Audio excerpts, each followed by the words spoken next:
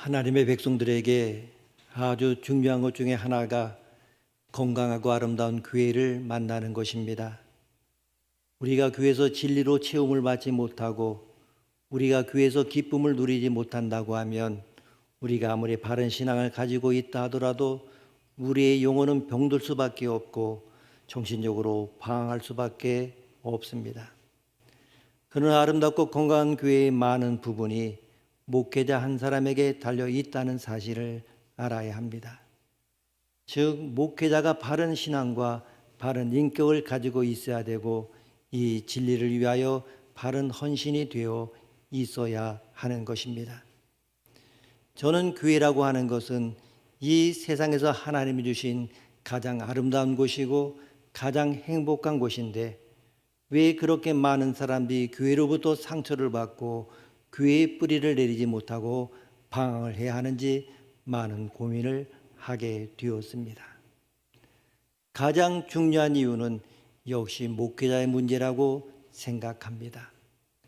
목회자가 진리를 바로 알아야 되고 그 진리에 헌신되어 있을 때에 교회는 가장 아름답고 가장 능력 있고 가장 큰 축복이 될 수가 있는 것입니다. 그런데 보면 신앙인이 하나가 되는 것은 어렵습니다. 원래 인간은 고집스러운 존재입니다. 신앙이 있든지 없든지 원래 인간은 고집스럽습니다. 그러나 신앙이 있는 인간은 더 고집스럽습니다. 왜냐하면 진리가 자기 편에 있다고 생각하기 때문입니다. 그렇기 때문에 신앙인은 타협이라고 하는 것이 불가능합니다.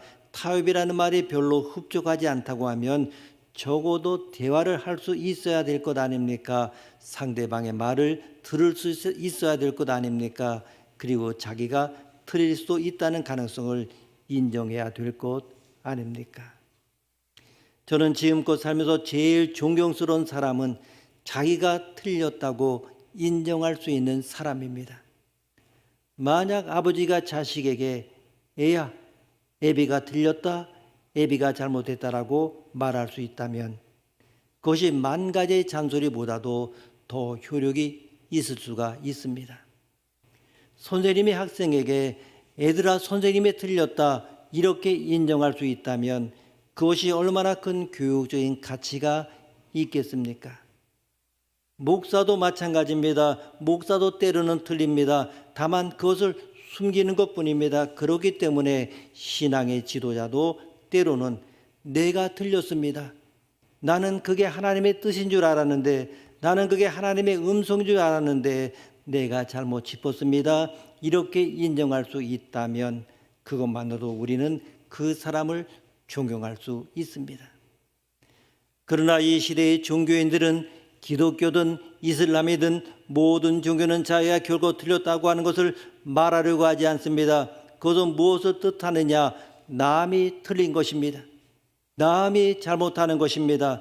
남이 나쁜 놈입니다. 내가 옳습니다. 나만이 옳습니다. 세상의 신앙이라는 것이 사람을 이렇게 고집불통으로 만들어 버린다면 거기에서 무슨 사랑이니 겸손이니 온유함이니 자기 부인이니 십자가니 이런 것을 말할 여지가 있겠습니까?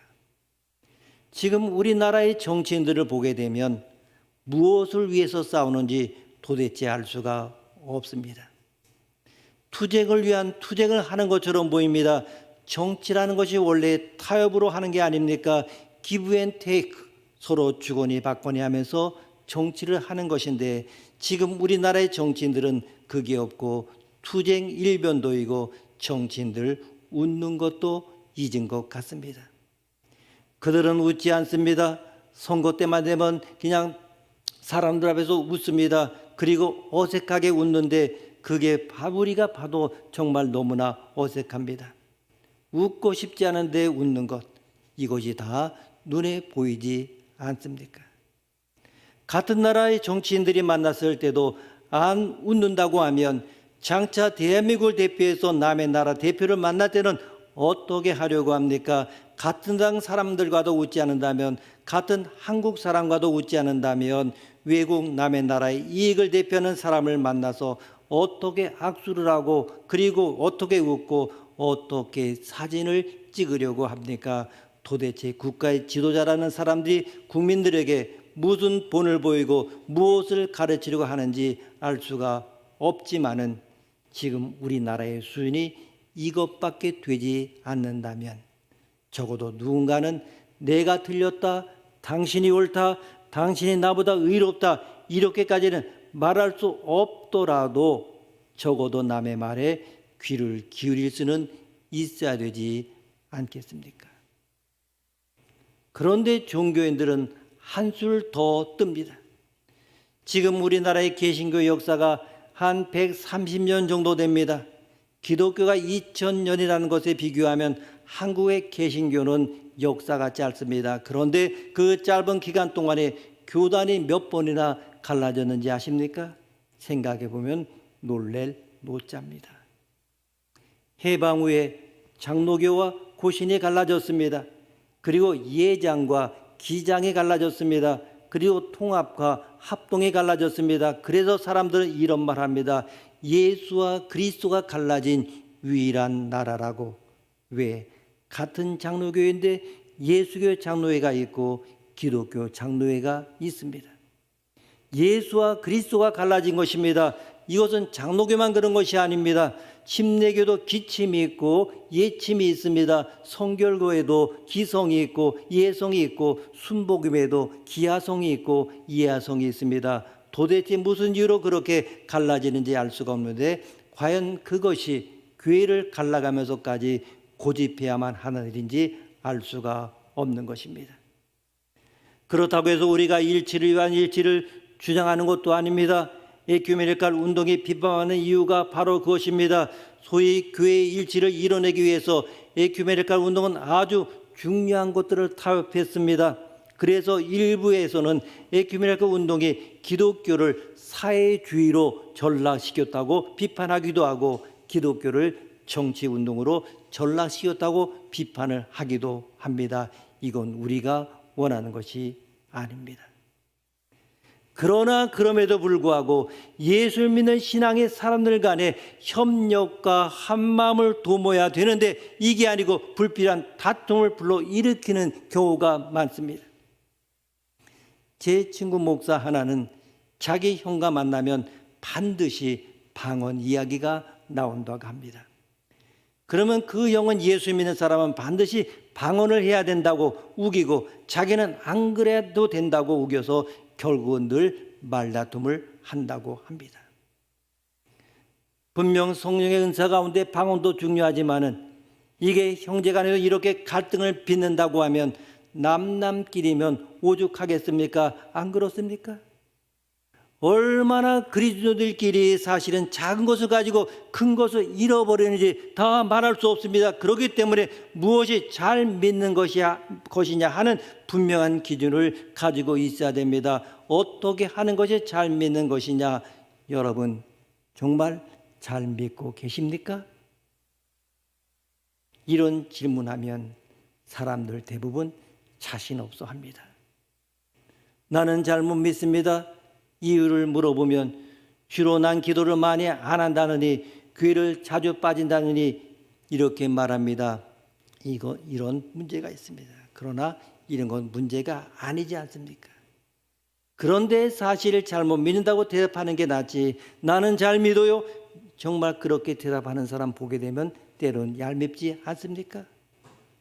나는 잘 믿어요라고 대답하는 것보다는 나는 참으로 많이 부족합니다. 이런 거 겸손인 것입니다. 그래야 뭔가 배울 수 있는 것이 아닙니까? 목사라고 잘 믿는지 아십니까? 우리는 다 잘못 믿습니다. 이렇기 때문에 주님의 은혜를 필요로 하는 것입니다. 잘못 믿기 때문에 배워야 하는 것입니다. 잘못 믿기 때문에 주님의 은혜가 필요한 것입니다. 아직 잘못 믿기 때문에 발전할 여지가 있는 것입니다.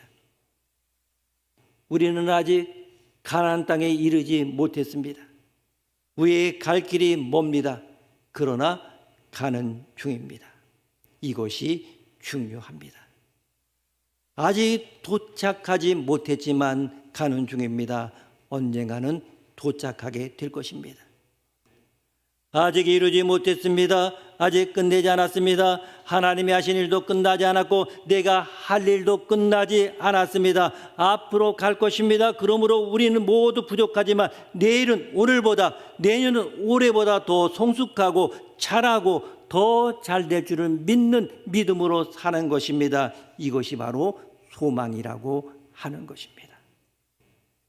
그런데 우리는 목적보다는 목적을 이루는 수단에 더 관심이 있는 것 같습니다. 목적보다 목적을 이루는 방법에 더 관심을 가지고 더 거기에 매달리고 그것을 자랑하려고 하는 속성이 있는 것 같습니다. 축구 경기에서 목적은 골을 넣는 것입니다. 골을 넣어야 이깁니다. 그런데 중거리 슛을 차든 헤딩을 하든 오버헤드킥 하든 골은 한 점입니다. 멀리서 찼다고 2점을 주지 않습니다. 멋있게 찼다고 3점을 주지 않습니다. 멋있게 쏘든 그냥 밀어넣든 한 점은 한 점입니다. 그리고 정말로 숙련된 선수들을 보게 되면 별로 힘주지 않고 살짝 차서 넣습니다. 그런 선수들이 정말 잘하는 선수들입니다. 골을 넣는 것이 목적입니다. 어떻게 넣느냐? 이건 중요하지 않습니다. 공을 띄울 수도 있고 땅볼로 찰 수도 있습니다. 중요한 것은 넣는 것입니다. 이건 신앙도 그렇습니다. 신앙생활의 목적을 잃어버리고 그 목적을 이루려고 하는 수단에 연연하다 보니까 많은 교회와 교인들이 우리 교회처럼 믿어야 된다. 우리처럼 믿는 것이 믿는 것이다. 나처럼 신앙생활을 해야 된다. 이 교회를 한번 구경 와봐라. 이런 식으로 사람들이 떠들고 시끄럽고 자랑하는 많은 것들은 결국 골을 넣는 것보다는 골을 넣기 위한 방법과 테크닉과 여기에 초점을 맞추는 것이 아닌가 이렇게 생각이 됩니다. 결국 땅볼이든지 공중에 띄운 볼이든지 들어가는 것은 마찬가지라면 그런 방법이 그렇게 중요한 것은 아니지 않습니까? 그래도 보면 효과적인 방법은 있기는 있을 것입니다. 어떻게 보면 시끄럽고 요란스러운 방법이 점잖고 조용한 방법보다 더 효과적이지 않다면 그건 그냥 시끄러운 쇼일 뿐입니다. 요즘 신학생들은 골을 넣는 것보다는 누구를 어떻게 넣었다, 누구는 어떤 기교를 쓴다, 이걸 흉내내려고 하는데 우리는 목적에 이끄는 삶, 그런 책 제목이 있는 것처럼 목적이 분명하고 그것을 향하여 달려가는 것이 중요합니다. 지난해 우리 교대 교단총회 산하 69개 노회 그리고 9,421교회 236만 성도입니다. 8월 첫째 주일을 이단으로부터 교회를 수호하고 바른 교리와 교리의 정립과 이단을 퇴치하기 위하여 제95회 총회 2010년에서 제정해서 지켜오고 있는 이단 경계 주일입니다. 최근 10년 사이 기독교인이 점점 감소하는 현상을 보이는 것에는 이런 이유가 있다고 볼 수 있습니다. 먼저 기독교에 대한 폄하 풍조가 사회에 확산되어 가고 있기 때문입니다. 그리고 지난 3년 동안의 코로나19 팬데믹이 결정적 역할을 했습니다. 한편 이런 교세 감소와 기독교 폄하 풍조의 배경에는 이단들이 횡행하는 것과 젊은 층을 대상으로 한 이단 사이비 단체의 전략을 빼놓을 수가 없습니다. 기독교인과 비기독교인 사이에는 정말 이단 사이비 단체를 구분하지 못하여 신천지를 하나의 교회로 생각하는 경우도 있고 교회의 정통 교리와 이단의 비이성적 교리의 차이점을 모르는 경우가 많습니다. 교회마다 청년들이 줄어들고 다음 세대를 걱정합니다. 하지만 신천지, JMS 기독교 복음성교회, 안산홍 증인의 하나님의 교회, 세계 복음성교회 등 이단들의 집회 현장에는 젊은들이 많이 모이는 것이 현실입니다. 이단 추종자들은 친밀한 교제와 사랑의 가면을 쓰고 접근합니다. 저들은 교주 및 지도자들 중심으로 자신의 이권을 유지하기 위하여 뭉쳐져 있고 정치권으로도 영향력을 행사하기 위하여 노력하는 모습을 보이고 있습니다. 이것이 이 시대에만 일어난 것이 아니고 초대 교회도 있었습니다. 오늘날로 보게 되면 신화 같은 이야기들이 많이 있습니다. 성경 말씀보다 사람들이 재미있게 듣는 그런 이야기들이 많이 있다고 하는 것입니다. 그래서 저는 결코 꿈꾼 이야기 같은 것을 하지 않습니다. 했는데 후회했습니다. 왜? 교인들이 성경 이야기는 재미없게 듣다가 꿈꾼 이야기를 하게 되면 눈이 둥그레져서 듣습니다. 왜 그렇습니까? 왜 그런 것이 사람들에게 호기심을 더 불러일으킵니까? 교회가 병들고 행복하지 못한 가장 중요한 이유는 교회에서 가르치는 가르침이 성경적이지 못하고 순수하지 못하기 때문입니다. 그래서 사도 바울은 디모데에게 마게도나를 가면서 에베소에 디모데를 남겨두게 되었고 또 이 편지를 쓰게 된 것입니다. 그 이유는 에베소 교회에 건강하지 못한 가르침이 파고 들어와서 유행을 하고 있었기 때문입니다. 본문은 젊은 사역자인 디모데에게 가장 중요한 임무가 신앙의 수호자가 되는 것임을 보여주고 있습니다. 젊은 사역자는 거짓 선생들을 경계하고 바로 잡아줘야 됩니다. 그 건강하지 못한 가르침 중에 하나가 신화와 족보였습니다. 3절과 4절 말씀 우리가 함께 읽습니다. 3절 4절입니다. 내가 마게도냐로 갈 때에 너를 권하여 에베소에 머물라 한 것은 어떤 사람들 명하여 다른 교훈을 가르치지 말며 신화와 끝없는 족보에 몰두하지 말게 하려 함이라. 이런 것은 믿음 안에 있는 하나님의 경륜을 이름보다 도리어 변론을 내는 것이라. 아멘. 신화나 족보가 그리스도인의 신화와 족보를 말하는지 알 수가 없습니다. 그럼에도 불구하고 어떤 이방 신전의 신탁의 말씀을 굉장히 중요하게 받아들이는 경향은 있었던 것 같습니다.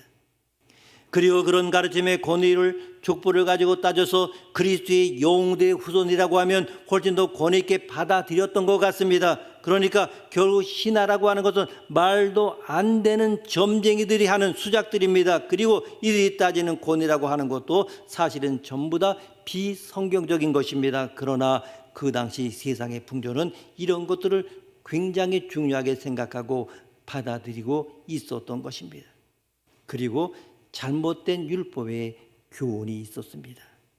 5절에서 8절까지 함께 읽습니다. 5절에서 8절입니다. 이 교훈의 목적은 청결한 마음과 선한 양심과 거짓이 없는 믿음에서 나오는 사랑이거늘 사람들이 이에서 벗어나 헛된 말에 빠져 율법의 선생이 되려 하나 자기가 말하는 것이나 자기가 확증하는 것도 깨닫지 못하는도다. 그러나 율법은 사람의 것을 적법하게만 쓰면 선한 것임을 우리는 아노라. 아멘. 오늘 본문에서 사도 바울이 그렇기 때문에 경계의 목적은, 경계라는 것은 가르침이라고 하는 이야기입니다. 목회라는 뜻입니다. 목회, 가르침의 목적이 무엇이냐? 그 목적을 세 가지로 제시했는데 5절에서 첫째는 청결한 마음, 둘째는 선한 양심, 셋째는 거짓 없는 믿음으로서 나는 사랑이고 바로 그거라고 말씀하고 있습니다. 그것은 그때나 오늘이나 마찬가지입니다.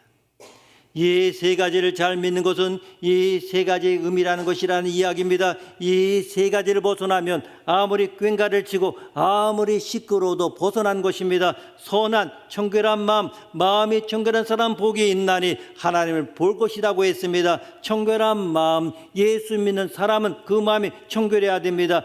마음이 꼬인 것이 있어서는 안 됩니다. 꼬인 것이 있으면 풀어야 됩니다. 예수님의 이름으로 풀어야 됩니다. 예수님도 우리를 용서하셨는데 우리가 서로를 용서 못할 이유가 없습니다. 용서 못하는 것은 죄입니다. 용서 못하는 것은 나에게 손해입니다. 내가 마음에 꼬인 것을 풀지 않기 때문에 병이 낫지 않고 기도가 응답되지 않고 마음의 평강을 얻지 못하는 것입니다. 내 마음에 꼬인 것을 풀지 않는데 내 인생의 문제의 근원이 있는 것입니다. 그러므로 청결한 마음이 있어야 합니다. 선한 양심입니다. 선한 행위를 말하지 않습니다. 선한 양심. 사람이 행위적으로 선할 때까지는 시간이 걸릴 수가 있습니다. 그러나 선한 양심에서부터 시작이 되는 것입니다. 그리고 거짓이 없는 믿음으로 나는 사랑입니다. 믿음이 정말로 있다고 하면 바로 그것이 사랑을 낳습니다.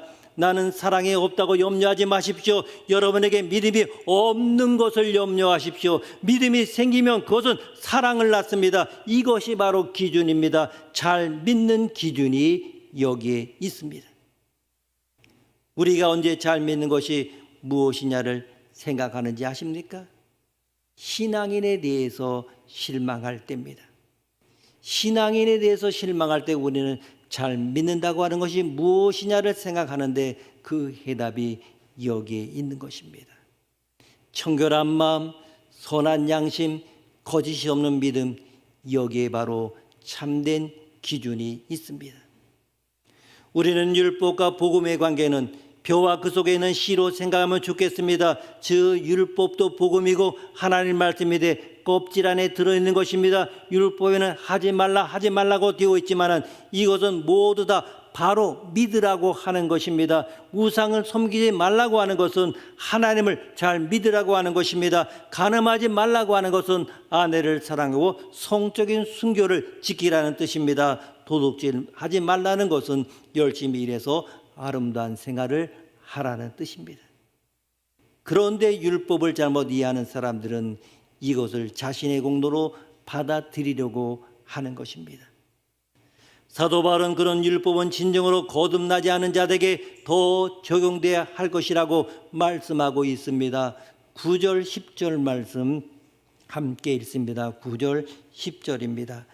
알 것은 이것이니 율법은 옳은 사람을 위하여 세운 것이 아니요 오직 불법한 자, 복종하지 아니하는 자와 경건하지 아니한 자와 죄인과 거룩하지 아니한 자와 망령된 자와 아버지를 죽이는 자와 어머니를 죽이는 자와 살인하는 자며 음행하는 자와 남색하는 자와 인신매매를 하는 자와 거짓말하는 자와 거짓 맹세하는 자와 기타 바른 교훈을 거스르는 자를 위함이니. 아멘. 그러면 우리 그리스도인들은 전혀 성적인 유혹이나 폭력이나 거짓의 유혹을 받지 않는다는 뜻입니까? 결코 그런 뜻은 아닙니다. 이것은 율법의 용도가 다른 것입니다. 아직 믿지 않은 자는 그들을 정죄하고 심판하는 기준으로 율법이 있는 것이며 그래서 바로 심판이 언도되어 버립니다. 그러나 믿는 자들에게 이런 죄의 죄악감을 깨닫게 해서 죄를 예방하는 기능을 하는 것입니다. 그래서 우리에게 주어진 이런 것과는 차원이 완전히 다른 것입니다. 11절 말씀 함께 읽습니다. 11절입니다. 이 교훈은 내게 맡기신 바 복되신 하나님의 영광의 복음을 따름이니라. 아멘. 복음은 이런 신화나 자기 구원의 노력이 아니라 하나님의 영광이고 축복이고 능력인 것입니다. 우리가 가만히 생각해 보면 이렇게 예배를 드리는 것 자체도 기적입니다. 우리는 정말 죄인으로서 지극히 거룩한 하나님께 예배를 드립니다. 이것 자체가 엄청난 기적이 아닙니까? 그러나 더 놀라운 것은 죄인인 목사가 지극히 거룩한 하나님 말씀 가지고 설교를 하는 것입니다. 이것도 기적입니다. 그러나 목회자는 이것을 항상 기억을 해야 합니다. 즉 나는 죄인으로서 하나님의 말씀을 감당할 자격이 없는데 하나님의 말할 수 없는 자비로 이 사명을 감당한다는 사실을 한시도 잊어서는 안 됩니다. 이것은 저뿐만 아니라 여러분도 죄인인 우리를 사랑하셔서 정말 하나님께 예배하게 하고 그 은혜 속에 살게 하신 그 사실을 잊어서는 안 되는 것입니다. 오늘 이단 경계주의를 시점으로 이단을 경계할 뿐만 아니라 이단에 빠졌던 영혼들을 구원하고 치유하기 위하여 고민하며 기도하는 우리 모두가 되기를 원합니다. 기도하시겠습니다. 하나님 아버지, 우리는 독생자 예수를 믿습니다. 그분을 통해서만 구원을 받는 것을 믿습니다. 정통 교리를 지키며 복음을 지키게 하옵소서. 복음만이 우리를 살릴 수 있습니다. 예수 그리스도 복음만이 우리의 전부입니다. 다른 유혹에 빠지지 않게 하시고 이단에 빠졌던 영혼들을 구원하고 치유하기 위해 고민하며 기도하는 성도들 되게 하여 주옵소서. 존귀하신 예수님의 이름으로 기도드립니다. 아멘.